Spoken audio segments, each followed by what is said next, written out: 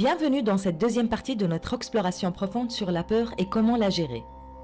Dans la vidéo précédente, nous avons posé les fondations en définissant la peur, son origine et comment elle influence nos vies de manière souvent subtile, mais significative.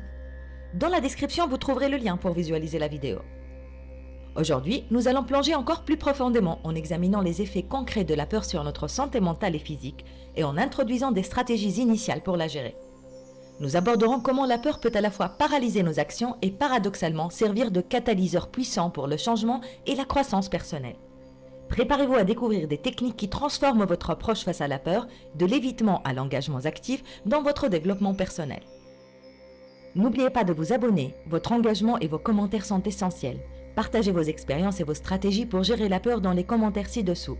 Ensemble, construisons une communauté forte et résiliente, prête à affronter ses peurs et à s'épanouir. Restez à l'écoute pour la suite où nous irons encore plus loin dans les méthodes pour transformer la peur en un tremplin vers une vie plus riche et épanouie. Approfondissement des effets de la peur sur la vie, la santé mentale et physique. Afin de bien dompter la peur, il peut être utile de prendre conscience des effets qu'elle peut avoir sur notre vie. En tant qu'émotion vitale, elle joue un rôle crucial dans la survie humaine. Cependant, son influence s'étend bien au-delà des réactions instinctives de lutte ou de fuite. Elle a le pouvoir de façonner nos choix, nos actions et même nos aspirations de manière profonde et souvent subtile. Elle s'enracine dans notre système de croyances et altère notre perception et notre jugement. Elle a un impact à la fois complexe et nuancé qui reflète sa dualité en tant que force, à la fois paralysante et motivante, influençant nos décisions et notre comportement dans divers contextes de la vie. La peur comme force paralysante. La peur peut avoir un effet inhibiteur puissant, limitant notre capacité à agir, à prendre des décisions et à poursuivre nos objectifs. Ce phénomène se manifeste de plusieurs manières, dont voici les trois principales. 1. L'évitement et la procrastination. Lorsqu'on a affaire avec la peur de l'échec, du rejet ou même du succès, on se trouve à éviter des situations où ces issues sont possibles.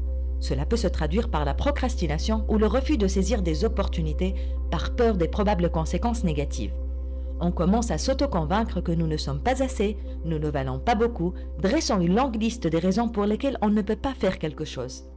Liste à laquelle on se tient et on s'engage, au point de ne jamais se donner la possibilité d'envisager les raisons pour lesquelles on pourrait faire marcher cette chose et peut-être améliorer notre vie.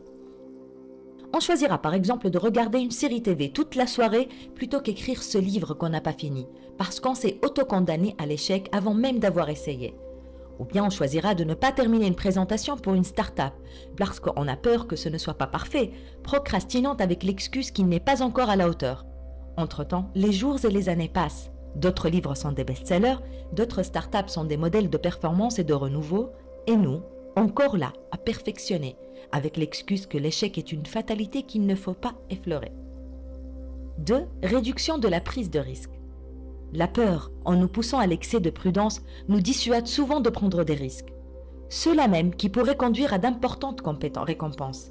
Cette réticence à s'aventurer hors de notre zone de confort peut entraver notre épanouissement, tant sur le plan personnel que professionnel. Elle peut nous empêcher de lancer un produit innovant par crainte de son échec commercial, ou encore de quitter un emploi insatisfaisant pour poursuivre une passion. Le doute de soi, l'indécision et l'incertitude ont ainsi condamné de nombreuses âmes et idées brillantes qui auraient pu autrement apporter une contribution significative à notre monde. 3. Altération de la perception et du jugement. La peur a aussi le pouvoir d'altérer notre perception et notre jugement, nous plongeant dans une réalité où des dangers semblent omniprésents et nos capacités à les affronter insuffisantes. Cette distorsion cognitive nous conduit à surestimer les menaces qui nous entourent tout en sous-évaluant notre propre potentiel de gestion et de résolution de ces défis. Pris dans cette spirale, nous nous retrouvons à privilégier les scénarios les plus sombres, consacrant notre énergie et notre créativité à justifier notre immobilisme plutôt qu'à envisager les possibilités de succès et de croissance personnelle. Cette focalisation sur le négatif nous empêche de reconnaître et de saisir les opportunités qui se présentent, limitant ainsi notre capacité à progresser et à évoluer. En nous enfermant dans une vision réductrice de nos propres compétences, nous nous privons de la chance d'explorer de nouveaux horizons, de prendre des initiatives audacieuses et de réaliser notre plein potentiel. Il est donc essentiel de cultiver une conscience aiguë de ces mécanismes psychologiques pour les dépasser, en réévaluant objectivement les risques et en réaffirmant la confiance en nos capacités. En faisant ainsi, nous transformons notre approche face à l'incertitude pour embrasser le changement avec courage et ouvrir la voie à des expériences enrichissantes, à un développement personnel authentique.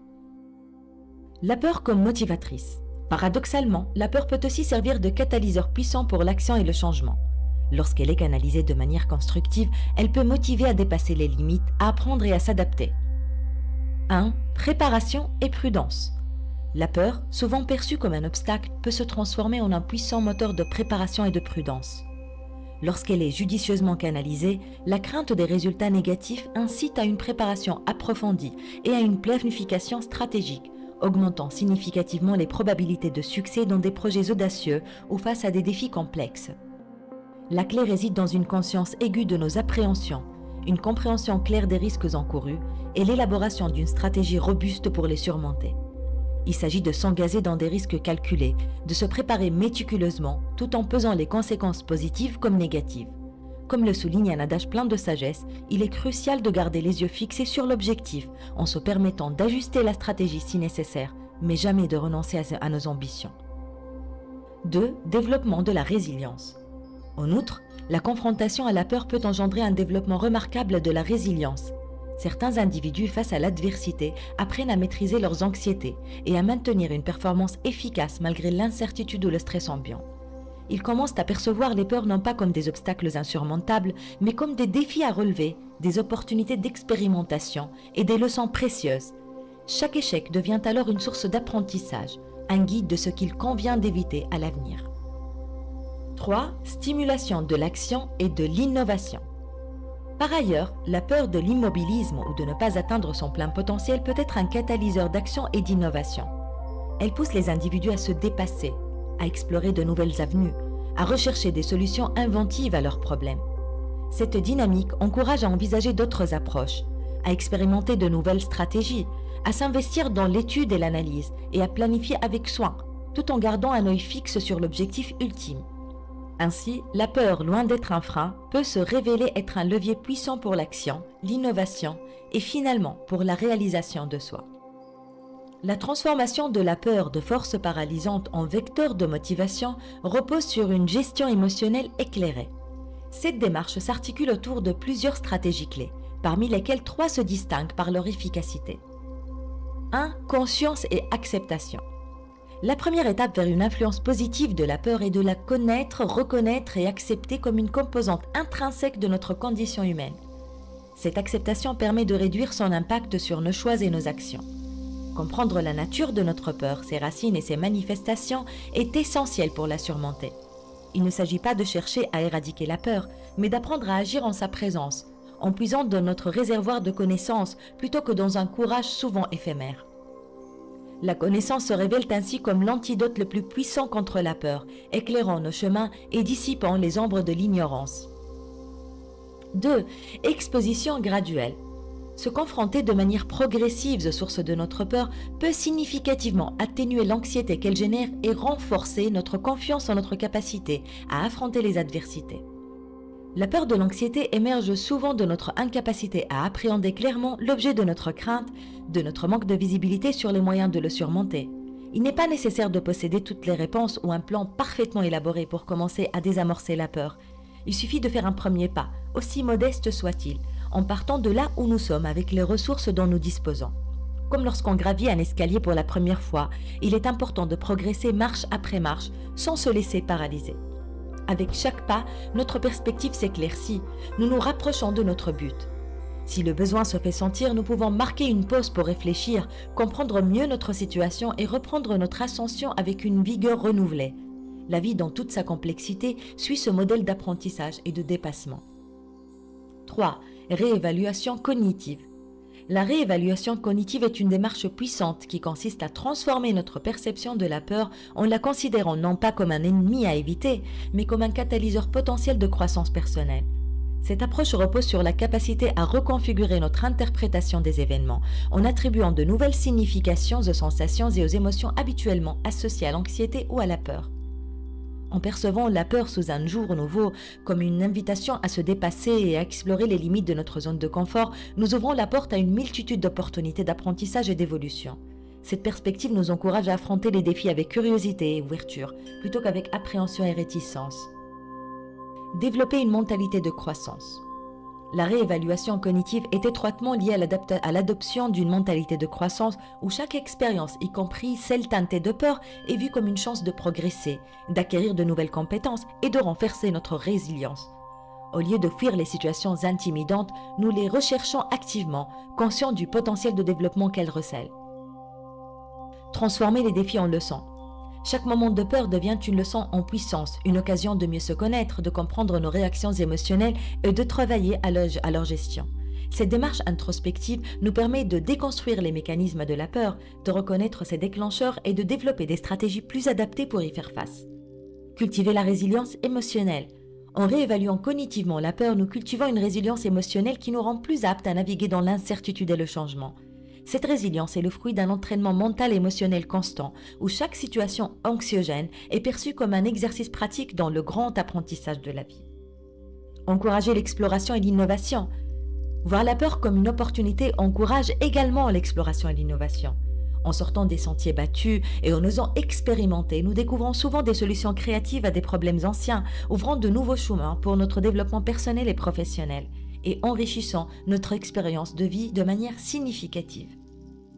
En somme, la réévaluation cognitive de la peur est un processus transformatif qui nous permet de reprendre le contrôle sur nos vies, de voir au-delà des obstacles apparents et de saisir les occasions de croissance cachées derrière chaque moment de doute ou d'incertitude. Elle nous enseigne que la véritable bravoure réside dans la capacité à faire face à nos peurs, à les comprendre et à les utiliser comme des tremplins vers une version plus accomplie de nous-mêmes. Avez-vous remarqué que tout cela est relié à notre perception? Cette chose m'a fascinée. Oui, certes, on sait tous ce que c'est qu'une question de perception. Mais sait-on vraiment le pouvoir de cette capacité? Sommes-nous réellement conscients de ce que cela signifie vraiment? Je ne sais pas vous, mais moi je ne cesse d'apprendre sur ce concept. Et plus j'en sais, et plus je me sens libre, responsable de ma vie, et surtout sereine. C'est un processus continu, bien entendu, avec des hauts et des bas. Mais prendre conscience de la place de la perception est la clé pour tout, vraiment pour tout. Si on apprend à percevoir la peur différemment, il y a de fortes probabilités qu'elle ne soit plus perçue comme un ennemi. Souvenez-vous que nous sommes les seuls responsables de la signification qu'on veut attribuer à nos expériences, qu'on en soit conscient ou pas. Il suffit d'élever notre niveau de conscience par rapport à une chose pour mieux la comprendre. Les événements de notre vie sont neutres. La pluie, le froid, la chaleur, un entretien d'embauche, un rendez-vous galant, le lancement d'un produit, tout est neutre, un fait, un événement. C'est nous qui lui attribuons une signification. Et c'est la loi de la polarité qui mentionne que tout a son opposé. Et lorsqu'un événement advient, on lui attribue une émotion. Cette émotion transforme ce fait en positif ou négatif. Notre esprit ainsi l'enregistre et l'intègre dans notre subconscient, qui de sa part, fidèle à son rôle de serviteur, nous le reflète de notre existence à chaque fois. Réfléchissez à une situation qui vous a dévasté. Par exemple, le travail. Votre chef vous a fait une remarque sur un dossier que vous avez suivi. En soi, c'est une communication. Dans le cas d'une personne sûre d'elle, qui sait ce qu'elle vaut, la remarque ne sera pas prise sur le personnel, mais plutôt comme un retour pour une prestation. Elle l'utilisera au mieux pour ses prochains projets, sera reconnaissante à son supérieur pour le feedback, et voilà. En revanche, une personne qui a peur de perdre son poste, d'être rejetée par son superviseur avec une faible estime de soi, elle va le prendre sur le personnel. Elle va connecter la remarque à son incompétence. Elle va paniquer, imaginant que son chef va la licencier. Cela va la stresser au point de perdre la concentration et performer moins. Et je vous laisse imaginer les conséquences. Mais notez bien comment un même événement peut donner au moins deux perceptions, deux émotions, deux interprétations, deux actions et deux résultats. La peur est une force à double tranchant. Elle peut paralyser autant que motiver. Son impact sur le comportement et les décisions varie grandement selon la manière dont elle est perçue et gérée par l'individu. En comprenant la nature complexe de la peur et en apprenant à l'apprivoiser, nous pouvons minimiser ses effets inhibiteurs tout en maximisant son potentiel motivant, ouvrant ainsi la voie à une vie plus riche et plus épanouie. Cependant, sachez que la peur, lorsqu'elle est éprouvée de manière intense ou chronique, peut avoir des conséquences profondes sur la santé mentale et physique. Le stress et l'anxiété qui l'accompagnent souvent ne sont pas seulement des réponses émotionnelles.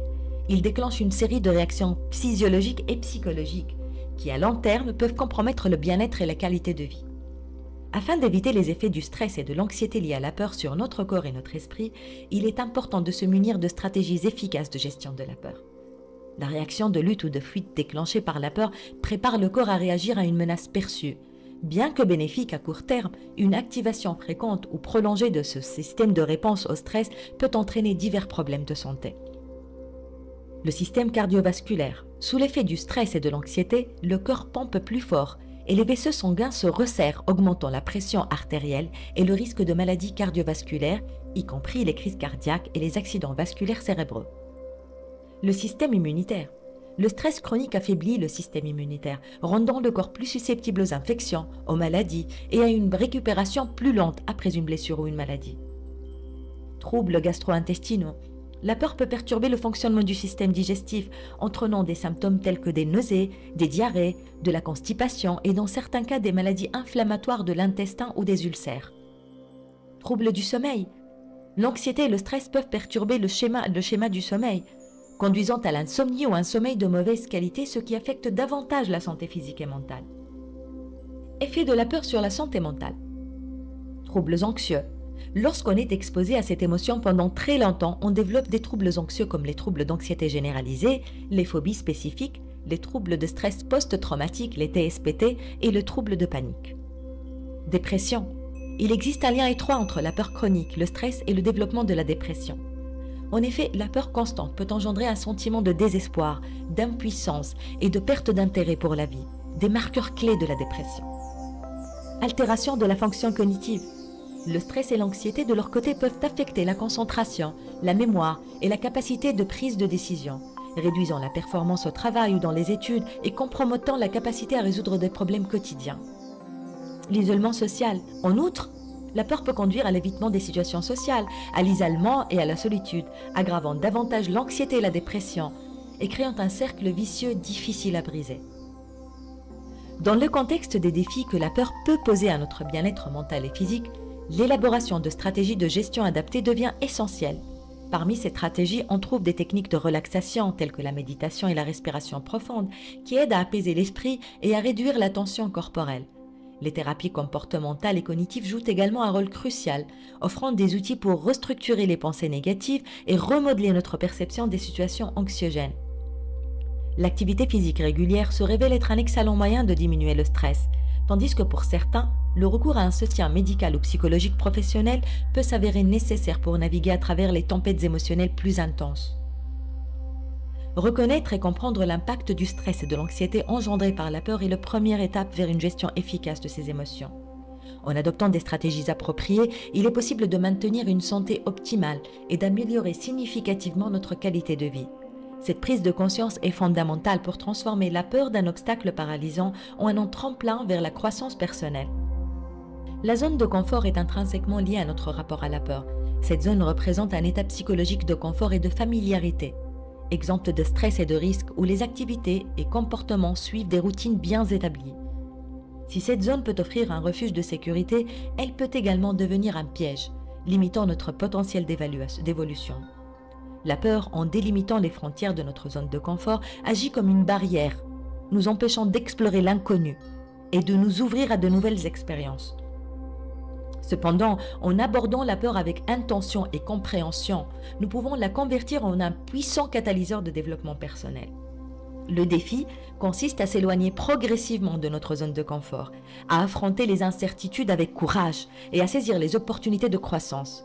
En transcendant les limites imposées par la peur, nous nous ouvrons à un monde de possibilités, enrichissant notre expérience de vie et élargissant notre horizon personnel. Ainsi, la gestion de la peur et l'expansion de notre zone de confort sont des démarches complémentaires de notre quête de bien-être et d'épanouissement. En adoptant une approche proactive face à la peur, nous pouvons non seulement améliorer notre santé mentale et physique, mais aussi débloquer notre potentiel de croissance et d'innovation. Faire face à ces peurs pour le développement personnel. Faire face à ces peurs est un voyage essentiel dans le parcours du développement personnel, un processus qui se déploie en plusieurs étapes clés, chacune contribuant à notre croissance et à notre épanouissement. 1. Reconnaissance et acceptation. La première étape de ce voyage est la reconnaissance et l'acceptation de la peur. Comprendre que la peur est une réponse naturelle à l'incertitude et au risque nous aide à la démystifier. Cette prise de conscience nous permet de distinguer les peurs rationnelles des irrationnelles, facilitant ainsi leur gestion. En acceptant la peur, nous réduisons son emprise sur nous, et ouvrons la voie à une confrontation constructive. 2. Élargissement de la zone de confort. Affronter ces peurs requiert de s'aventurer au-delà des frontières rassurantes de notre zone de confort. Cette démarche ne nous pousse pas à prendre des risques inconsidérés, mais à élargir progressivement nos horizons. Chaque pas franchi au-delà de cette zone, si modeste soit-il, marque une avancée significative dans notre développement. 3. Apprentissage par l'échec. La peur de l'échec est particulièrement inhibitrice, mais elle occulte une vérité fondamentale. L'échec est intrinsèque à l'apprentissage.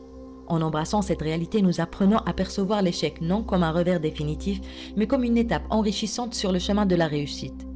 Chaque faux pas est une occasion d'apprendre, de grandir, de choisir le sens que nous donnons à nos expériences. Se rappeler que l'échec n'est pas synonyme d'identité, mais de moment est crucial pour avancer. 4. Développement de la résilience. Le courage de faire face à nos peurs forge notre résilience. Cette capacité précieuse à surmonter l'adversité. Cultiver la résilience nous prépare à affronter les défis futurs avec davantage de confiance et de détermination. Notre perception des obstacles détermine leur impact sur notre vie en adoptant une attitude flexible et ouverte. En croyant en nos capacités, nous transformons l'impossible en possible. 5. Découverte de soi. Confronter ses peurs est une invitation à un profond voyage intérieur. Ce parcours de découverte de soi met en lumière des forces et des talents jusqu'alors méconnus, enrichissant notre compréhension de nos capacités et affinant nos aspirations. En explorant ces territoires intérieurs, nous redéfinissons notre identité et nos objectifs, ouvrant la voie à un avenir où la peur ne limite plus notre potentiel. Chaque étape de ce processus est une pierre angulaire dans la construction d'un soi plus résilient, confiant et épanoui. En faisant face à nos peurs, nous ne nous contentons pas de les surmonter, nous nous transformons, prêts à accueillir avec sagesse et courage les multiples facettes de notre développement personnel. Nous choisissons de vivre pleinement, d'explorer notre potentiel au maximum et de transformer les obstacles en opportunités de croissance. Et la bonne nouvelle, c'est qu'il existe de très efficaces stratégies pour accomplir cette mission et triompher contre cet ennemi. C'est ce que nous allons découvrir dans la prochaine partie. Nous voici à la conclusion de cette deuxième partie de notre série sur la peur, où nous avons approfondi notre compréhension des effets de la peur sur notre bien-être et exploré des stratégies initiales pour la gérer. Nous avons vu comment reconnaître et accepter nos peurs peut être le premier pas vers une transformation personnelle. N'hésitez pas à mettre en pratique les techniques discutées et à réfléchir à comment elles peuvent s'appliquer dans votre vie. Partagez vos techniques, elles peuvent nous être utiles. Et souvenez-vous que votre voyage vers la maîtrise de la peur est unique et chaque petit pas est une victoire. N'oubliez pas de vous abonner à ma chaîne pour rester à jour et ne rien manquer de la troisième partie de notre exploration où nous plongerons dans des stratégies avancées pour surmonter la peur. Soyez les bienvenus pour partager vos réflexions et vos progrès dans les commentaires et ensemble, continuons à grandir et à évoluer. À la prochaine vidéo, de nouvelles aventures nous attendent sur le chemin de l'éveil et du dépassement de soi. Bien à vous, Kauthar.